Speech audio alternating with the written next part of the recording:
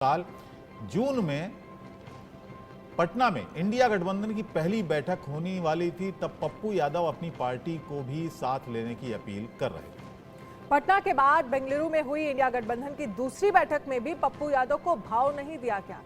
तब पप्पू यादव ने यह तक कह दिया था कि इंडिया गठबंधन में शामिल होने के लिए किसके पैर पकड़े, मुख्यमंत्री नीतीश कुमार के, लालू यादव के या फिर तेजस्वी यादव के।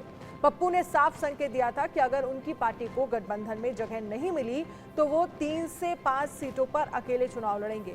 तब से अब तक कई महीने गुजर गए। कुछ महीने पहले तक कांग्रेस और तेजस्वी जिन पप्पू यादव के गुहार लगाने के बावजूद उन्हें साथ लेना तो दूर, बात करना तक जरूरी नहीं समझते थे, अचानक वही पप्पू यादव कांग्रेस के लिए इतने अहम कैसे हो गए। सबसे पहले आपको सुनवाते हैं कांग्रेस में शामिल होने के बाद पप्पू यादव ने क्या कहा। दिल्ली में हमारी सहयोगी कनिका कटियार ने पप्पू यादव से बात की है, सुनिए। इतना कमजोर आदमी हमेशा ये अपने पुरुषार्थ पे चुनाव नहीं लड़ता है, ये हमेशा देश के सेंटीमेंट के साथ खेलता है। अरे बाप मेरे पप्पू यादव को या दुनिया को राहुल गांधी जी को जितना गाली पड़ी है उतना गाली तो दुनिया में मीम पप्पू क्या नहीं कहा गया। एक्सपर्ट के में पढ़ने वाले जीनियस जो वर्ल्ड में 6000 4000 किलोमीटर चलने की हिम्मत 7 जन्म में किसी बीजेपी को नहीं होगी, और दिल जीतने की हिम्मत।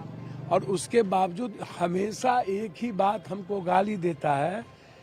अरे नरेंद्र मोदी जी, गाली से सीखो ना, यदि कोई गाली देता है तो उससे सीखो, उसको जनता के बीच में जबरदस्ती जाके। और इस पर चर्चा करने के लिए हमारे साथ लगातार खास मेहमान जुड़े हुए हैं। और सबसे पहले आलोक सर, मैं आपके पास आना चाहूंगी और जरा समझना चाहेंगे जिस बात का हम जिक्र इस रिपोर्ट में कर रहे हैं कि पहले लगातार इंडिया अलायंस में शामिल होने की बात जो है पप्पू यादव करते रहे और वो कहते रहे कि भाई किसके पास जाना है कि मैं इंडिया अलायंस में शामिल हो जाऊं। अब अचानक से कांग्रेस के लिए वो अहम क्यों हो जाते हैं? कल भी हम इस पर चर्चा कर रहे थे कि बिहार में कोई बड़ा चेहरा है नहीं कांग्रेस के पास, आपको क्या लगता है? देखिए, सबसे बड़ी बात तो यह है कि उनकी पत्नी पहले से कांग्रेस में है, तो कांग्रेस से उनका सूत्र परिवार से भी जुड़ा हुआ है, बहुत बड़ा महत्वपूर्ण एक पहलू है। और लालू यादव जी के साथ भी उनके संबंध, उन्होंने पिछले दिनों जितने इंटरव्यू दिए उनको बराबर माना, और ये ज्वाइन करने से पहले भी लालू जी से उनकी मुलाकात हुई। इसलिए कांग्रेस का झोला भी लालू परिवार के साथी रहे, वर्षों से साथ रहे। तो ये दो परिवारों में जैसे एक संबंधों को फिर से जोड़ने की बात है। लालू जी ने तो राहुल जी को भी सिखाया, खाना वाना बनाना भी सिखाया था, आपने देखा वीडियो हमारे यहाँ भी चला था। जी बिल्कुल। इसलिए मेरा ऐसा मानना है कि ये दोनों की एक आपसी समझ बूझ के साथ एक यादव नेतृत्व, तो चूंकि उनके पास मेरी याददाश्त के हिसाब से डीपी यादव एक बहुत वहाँ के नेता होते थे, राम लखन सिंह यादव होते थे, उसके बाद कांग्रेस के पास कोई ऐसा बड़ा नेता नहीं। डीपी यादव में यूपी वाली बात नहीं कर रहा हूँ मैं, बिहार के थे।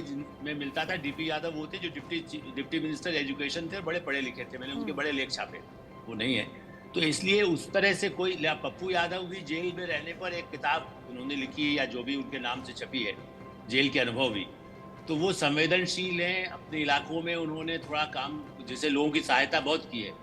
लेकिन हाँ, कांग्रेस में आकर के कांग्रेस को कितना फायदा मिलेगा और उनको कितना मिलेगा, कम से कम 1-2 सीटें जहाँ उनकी पत्नी या वो खुद हैं उसमें तो उनको विजय मिलने से उनका जो एक बात माननी पड़ेगी आलोक जी, राहुल लाल जी, जो छवि पहले पप्पू यादव की हुआ करती थी किसी जमाने में, उसको बहुत हद तक बिल्कुल उन्होंने साफ कर लिया है, ये तो कहा जाता है उनके बारे में।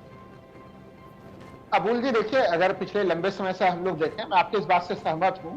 पटना या आसपास बिहार में हम लोग अगर देखें कि बाढ़ की विभीषिका आती है तो जिला प्रशासन और उसके लोग बाद में पहुंचते हैं, पीड़ितों के पास वो पहले पहुंचे। तो लगातार कहीं अग्निकांड हो जाए, कोई घटनाक्रम हो जाए, तो पीड़ितों से मिलने में जो उनके हाल फिलहाल में हम लोग कई वर्षों का अगर रिकॉर्ड देखें तो वो एक हमेशा लगातार जो है कि जनता की सेवा करना, और विशेषकर जब जनता कहीं पे कठिनाई में खड़ी रही है तो उस जगह पे वो सामने में लगातार खड़े रहे हैं। तो चाहे लगातार हम लोगों ने उनको वो वायरल वीडियो देखे हैं, जो वो नाव पे जाते रहे हैं, कभी वो बाइक पे जाते हुए रहे, इसलिए इन वर्षों में छवि उनकी काफी बदली है।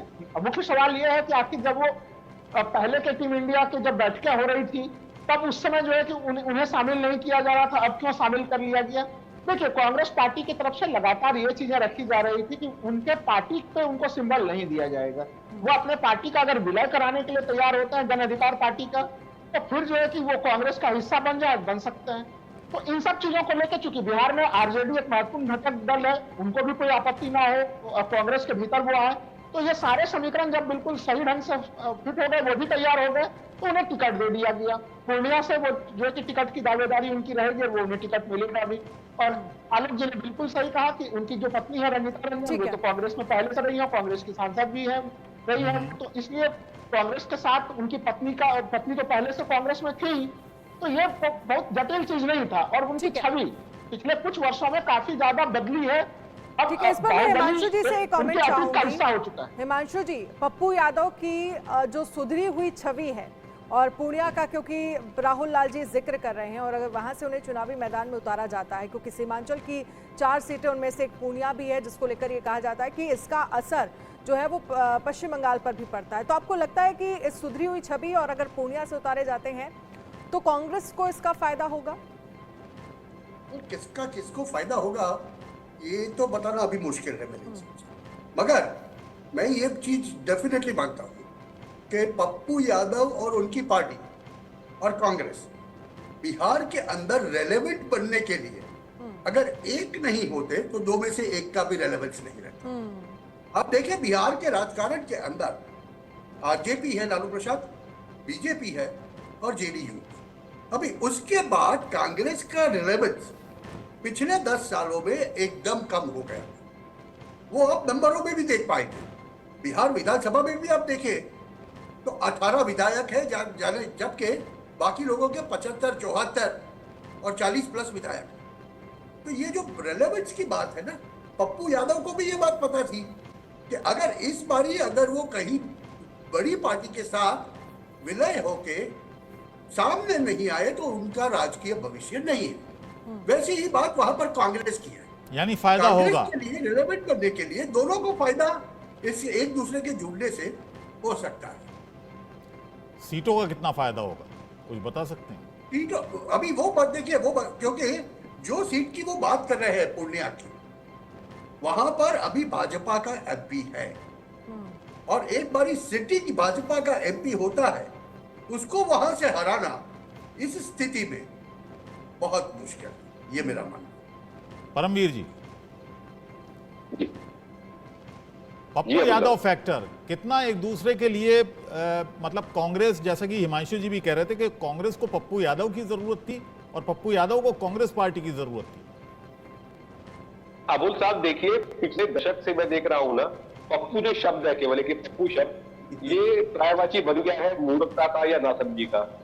तो अब ये कोइंसिडेंस है कि क्या चल रहा है, लेकिन मैं इस पर इतनी बात करना चाहूंगा। देखिए, उनकी पत्नी पहले से कांग्रेस में है, वो अपना वहां से चल रहा है, और आप अगर मीडिया के अंदर, मैं रातों रात अपना अच्छी छवि बनाने की कोशिश करूं, लेकिन इलेक्शन से ऐसा पर्व होता है जो पब्लिक पुराने आपके मुद्दे उठा के लाती है। तो अगर ये सोचना बेवकूफी होगी कि वो सब धुल गया है, पुराना रिकॉर्ड कुछ नहीं धुला है, सब वही इंटैक्ट है, वो सब पब्लिक डोमेन में आ जाएगा जैसे चुनावों के अंदर आते हैं वहां पर। अगर वो इंडिपेंडेंटली अपना काम करते तो उनकी छवि इंटैक्ट रहती है। जैसे कहते हैं बाहुबली दूसरे से कि आप लड़ाई बड़ी पार्टी के साथ में भाई, उधर आरजेडी, उधर कांग्रेस, और बीच में खड़े हैं तो पिलर की तरीके से बिहार के अंदर इंडिपेंडेंट चुनाव वालों की छवि रही है और उनको कभी सम्मान देती है।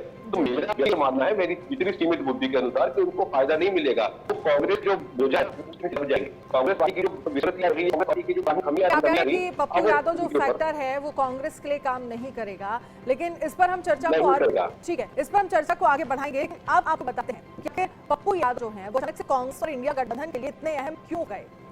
पप्पू यादव के कांग्रेस में शामिल होने के लिए क्या है, इससे कांग्रेस और जेडीयू को कितना फायदा होगा। दरअसल नीतीश कुमार और पार्टी जेडीयू अब इंडिया गठबंधन का हिस्सा नहीं है, जो बिहार में कांग्रेस और आरजेडी दोनों के लिए बड़ा झटका माना जा रहा है। नीतीश के पाला बदलने के बाद इंडिया गठबंधन को बिहार में नए साथी की भी तलाश थी। यादव की कोसी और सीमांचल क्षेत्र में अच्छी पकड़ है। मुस्लिम और यादव बाहुल्य इस क्षेत्र में लोकसभा की 7 सीटें हैं और इस क्षेत्र से आरजेडी और कांग्रेस को 24 के चुनावी दंगल में काफी उम्मीदें भी हैं। अगर पप्पू इंडिया गठबंधन को ही नुकसान, यानी और दौरान भी पप्पू यादव और उनकी पार्टी के कार्यकर्ता पीड़ितों की खुलकर मदद करते रहे हैं। इससे भी पप्पू की लोकप्रियता में इजाफा हुआ है और इसी पर हम चर्चा लगातार कर रहे हैं कि पप्पू यादव फैक्टर जो है वो कितना कांग्रेस के लिए, इंडिया अलायंस के लिए काम करेगा। आलोक जी, देखिए, पप्पू यादव के बारे में और उनकी सुधरी हुई छवि के बारे में तो हम बात कर रहे हैं और ये भी समझ रहे हैं कि कितना फायदा, हालांकि इससे डॉक्टर परमवीर ये कह रहे हैं कि इससे फायदा नहीं होने वाला है पप्पू यादव के शामिल होने से कांग्रेस को, इंडिया अलायंस को। लेकिन एक और फैक्टर है क्या जो बीजेपी के अगेंस्ट काम कर सकता है, क्योंकि अगर हम पशुपति पारस को लेकर चर्चा करें तो उनको लेकर अभी भी संशय की स्थिति है। अगर वो इधर उधर होते हैं तो आपको लगता है क्या बीजेपी को नुकसान होगा बिहार में? देखिए, पहले पप्पू यादव की बात, मैं इस बात से बाहुबली होने से एक भारत की राजनीति का आज भी दुर्भाग्य है कि बाहुबली होने के बाद भी लोग जीत के आते हैं और अभी भी ऐसे कितने ही एमपीज हैं, एमएलएज हैं जिनका रिकॉर्ड है। यदि वो 6 साल उनको सजा उस तरह की नहीं हुई अदालत से, तब तक तो चुनाव लड़ ही सकते हैं। ऐसी स्थिति में बाहुबली वाले मुद्दे पर तो मेरा मानना है कि उन्होंने जो काम किया है, लेकिन मैं एक दूसरे पहलू पर ध्यान दिलाऊंगा जो शायद हमारे और अतिथियों ने नहीं बताया। असल में पूर्णिया जो है बड़ा गढ़ रहा है कांग्रेस का। सत्यनारायण सिंह जब कांग्रेस से अलग हो गए थे, या जेडीयू के साथ भी सत्यनारायण सिंह जनता पार्टी में रहे और उनके परिवार के सदस्य एनके सिंह जो देश के बने, वो बहुत बड़े आर्थिक विशेषज्ञ भी हैं और जेडीयू के नेता भी थे, सांसद भी रहे राज्यसभा में। तो उस गढ़ में अपर कास्ट का वोट भी बहुत प्रमुख है, वो राजा की तरह हैं। वो त्योहार है पूर्णिया के इलाके का। अररिया और पूर्णिया अल्पसंख्यकों का मुद्दा जरूर है, उससे बीजेपी को या कांग्रेस को, यदि बीजेपी का वोट इसीलिए वहाँ ओबीसी भी पहुंच रहे हैं उस पूरे इलाके में, पूर्णिया, अररिया और दूसरा जो इलाका लगा हुआ है। तो कटिहार है जहां तारिक अनवर रहे, अब तारिक अनवर को भी टिकट देंगे नहीं। 11 सीटों पर बात हो रही है, 11 सीटों पर चुनाव लड़ाएंगे ओवैसी अपनी पार्टी के सीमांचल वाले क्षेत्र में। इसीलिए मुझे लगता है कि असली में इसलिए ये यादव वोट और मुस्लिम वोट यदि मिलने की जो बात थी, वो पप्पू यादव को खुद भी शायद कहीं कठिनाई ना हो कांग्रेस के साथ जाने से। मैं आज भी बांधा हूँ कि जिस तरह से उनका प्रभाव बढ़ा है, मैंने उन्होंने अपना जो काम किया था, बाहुबली की छवि बदली है और पत्नी के बल पर भी आगे बढ़ा है। लेकिन हाँ, कांग्रेस के दाव में कहीं भी नुकसान न हो जो अखिलेश को पिछली बार यूपी में हुआ था कांग्रेस के कारण, और वही लालू जी की पार्टी को कांग्रेस का नुकसान हो, इसलिए अब सीटें कम से कम दे रहे हैं। वो 6 सीटें अब ऑफर किया है आज उन्होंने कांग्रेस को, कांग्रेस उस पर मान नहीं रही है, वो 9 सीट चाहती है। तो ये दाव पेच थोड़ा अंतिम क्षणों तक चलेगा, लेकिन मानता हूँ कि हाँ, पप्पू यादव से पूर्णिया का इलेक्शन बहुत ही दिलचस्प होगा। जी, राहुल लाल जी, दिलचस्प होगा इलेक्शन। बिहार की हम बात कर रहे हैं और बिहार में एक फैक्टर और है, और बिहार में ही नहीं, बिहार और यूपी में भी ये फैक्टर है जिसका जिक्र आलोक जी कर रहे थे। जो मुस्लिम बहुल सीटें हैं वहां पर एक बार फिर ताल ठोक रहे हैं असदुद्दीन ओवैसी। इस बार क्या लग रहा है आपको? क्योंकि अगर विधानसभा चुनाव में देखें तो खासा नुकसान पहुंचाया था असदुद्दीन ओवैसी की पार्टी ने। 5 विधायक जीतकर भी आए थे बिहार में। उत्तर प्रदेश में भी खासा नुकसान पहुंचाया था, विधायक नहीं जीता लेकिन वोट बहुत काटे थे। तो इस बार चुनाव में आपको क्या लगता है? अबुल जी, देखिए 2020 में जब विधानसभा चुनाव हो रहे थे उसमें मैं फील्ड में गया भी था और मैंने भी ये चीज पाया था कि जो मुस्लिम मतदाता हैं उसमें अगर मैं कहूं कि 18 से लेकर कम से कम 30 वर्ष या 35 वर्ष वालों में ओवैसी जी काफी ज्यादा जो है कि प्रभावित थे। और जैसे जैसे आप बड़े उम्र के मतदाताओं के पास जा रहे थे तो वहां पर उनका प्रभाव घट रहा था। सीमांचल के क्षेत्र की मैं बात कर रहा हूँ। और इसको लेकर जब कई पार्टियों के लोगों से जब इसमें बातचीत कर रहा था ऑफ द रिकॉर्ड, तो वो लोग इसे मानने के लिए तैयार नहीं है। तो हमें लग रहा है कि 2020 के घटनाक्रम से आरजेडी और बिहार के तमाम विपक्षी दलों ने इस चीज को काफी गंभीरता से इसे स्वीकार किया है कि ये एक ऐसी स्थिति होती है, क्योंकि वो मान के चल रहे थे कि ओवैसी जी का वैसा कोई इम्पैक्ट नहीं होगा। तो 2020 से हम लोग 2024 में आ गए। ओवैसी जी सीमांचल में आएंगे ये हर किसी को पता था, और उनका आने को कैसे निष्प्रभावी बनाया जाए, विपक्षी पार्टियां पहले से इस बार अच्छी तैयारी कर चुकी है 2020 के तुलना में। क्योंकि 2020 में उन लोगों को यह विश्वास ही नहीं था कि ओवैसी जी का यहाँ पे पर्चा लहरा सकता है। कम से कम 5 सीटें उन्होंने जीती, और मैं मानता हूं कि अगर वो वहां नहीं होते तो 15 सीटों पे 10 सीटों पे उन्होंने दलित भी बिगाड़ा था अबुल जी। तो मैं मान के चलता हूँ कि ओवैसी जी ने कम से कम 15 सीटों का नुकसान उस समय पहुंचाया था बिहार विधानसभा चुनाव के दरमियान में। लेकिन अभी परिस्थितियां बिल्कुल बदली हुई हैं। ये सीधे सीधे 1-to-1 वाला मुकाबला है, और अब वहां पे सबों को समझ में भी आ गया है कि ओवैसी जी जो है कि वो वोट काटने के रूप में आते हैं वो। और दूसरी चीज की जो बाकी पैनलिस्टों ने जो चीज कहा पप्पू यादव को लेके मेरी राय थोड़ी उससे अलग है। मैं मान रहा हूं कि पूर्णिया सीट पे तो वो सुरक्षित है, लेकिन अगल बगल के अररिया हो, चाहे वो दूसरे किशनगंज वगैरह, इस प्रकार के सीटों पे भी अच्छा खासा पॉजिटिव प्रभाव पड़ेगा। कांग्रेस को बिहार में हम लोग जिस तरह से विश्लेषण कर रहे हैं, हम लोग को ये नहीं भूलना चाहिए कि पिछले बार यानी कि 2019 के लोकसभा चुनाव में वहां पे अगर विपक्ष को कोई एक ही सीट आया था तो वो सीट कांग्रेस ही लेकर आई थी। तो कांग्रेस गाहे बगाहे वहां के सीन में हमेशा मौजूद रहती है वहां पे, इसमें कोई शक नहीं कि आरजेडी एक मजबूत घटक रही है वहां पे। तो इसलिए जो पूरा कॉम्बिनेशन है महागठबंधन का, उसमें वो उस कॉम्बिनेशन में मैं देख रहा हूं कि इस बार अच्छा खासा बड़ी कांटे के मुकाबले की स्थिति बिहार में बनेगी, और सीमांचल में पप्पू यादव के आने से वो मुकाबला और ज्यादा रोचक हो गया है। ना केवल इस पर एक हिमांशु जी से एक कमेंट ले लेते हैं। हिमांशु जी, असदुद्दीन ओवैसी की पार्टी क्या लग रहा है आपको, किसको कितना फायदा या नुकसान पहुंचा सकती है? हालांकि राहुल लाल जी ये कह रहे हैं कि इस बार जो मुकाबला है वो 1-to-1 होने वाला है, असदुद्दीन ओवैसी की पार्टी से बहुत खास फर्क पड़ने वाला नहीं है। उससे पहले मैं आपको एक करेक्शन दे दूं, मैंने जो बताया इसके पहले, पूर्णिया में फिलहाल अभी जनता दल यूनाइटेड का सांसद बिल्कुल एमपी है, का बीजेपी का नहीं। मैंने पहली बारी में गलत बताया जी, मैं क्षमा चाहता हूँ। अभी ये बात करते हैं हम ओवैसी जी की। देखिए, बिहार और यूपी के अंदर और कुछ हद तक महाराष्ट्र के अंदर असदुद्दीन ओवैसी अपने आप को रेलेवेंट बनाना चाहते और वो बना भी रहे हैं, क्योंकि उनकी पार्टी का जो प्रोग्रेशन है उससे हमें पता चल रहा है। अभी उससे किसको फायदा होगा, किसको नुकसान होगा, बहुत सीधी सी बात है। देखिए, सीधा मुकाबला पूर्वांचल में नहीं होगा, पूर्वांचल की सीटों में नहीं होने वाला। ये तिपाखिया ही गिनना पड़ेगा, क्योंकि पूर्वांचल की काफी सीटें ऐसी हैं जहां पर सेकंड बिगेस्ट मेजोरिटी, यानी कि जिसे इंडी गठबंधन माइनॉरिटी कहती है, उसका वोट शेयर कहीं ना कहीं 25 से 30% है। अगर उसमें से 20 से 25% भी अगर कोई तीसरी पार्टी काट जाती है तो ये बहुत बड़ा खामियाजा होता है तिपाखिए मुकाबले में। ये सीधा मुकाबला नहीं है वहां की सीटों के ऊपर की बात करें, क्योंकि अगर ओवैसी का उम्मीदवार वहां पर 16-18 लाख की एक कॉन्स्टिट्यूएंसी के अंदर 60% वोटिंग के चलते अगर समझ लो 50-75 हजार वोट काट जाता है, और ऐसी स्थिति में फिर वो वोटों के ऊपर डिपेंड करके जीतने वाली पार्टी को बहुत तकलीफ होती है जी, और वो तकलीफ इंडी गठबंधन को होगी वहां पर। अच्छा, एक बात और असदुद्दीन ओवैसी के बारे में कही जाती है कि वो बार बार कोशिश करते हैं अपने नेताओं के जरिए भी, खुद भी डायरेक्टली इनडायरेक्टली, कि वो इंडिया गठबंधन में शामिल हों, उनको भी सीटों का ऑफर दिया जाए।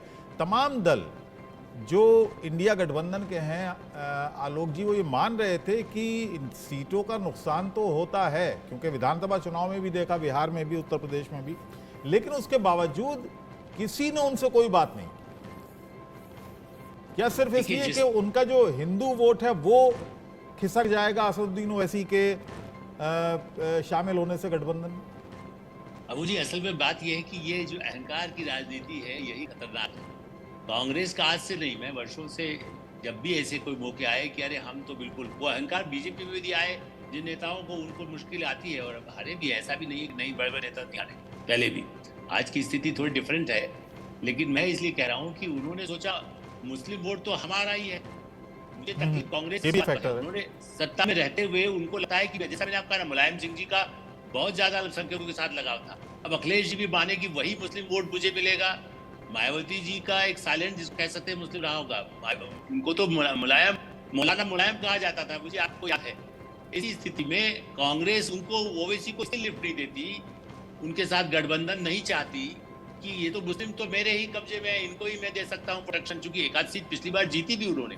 लेकिन मेरा ये मानना है कि जब आप मुस्लिम लीग के साथ समझौता केरल में कर सकते, मुस्लिम लीग, तो ओवैसी तो मुस्लिमों के लिए जो भी हो सकता है तेलंगाना में, अच्छा तेलंगाना में भी कांग्रेस अपना चाहती थी, तो ओवैसी को चाहे तेलंगाना में उतना फायदा ना हो, लेकिन इस पूर्वांचल में उन्होंने, चूंकि ये गरीब पिछड़ा माने ऐसा इलाका है जहां बेचारे धर्म के नाम पर, उस नाम पर जिस ढंग से उत्तेजित भाषण देते हैं ओवैसी, एक वोट बैंक निश्चित रूप से उनका वहां बना है।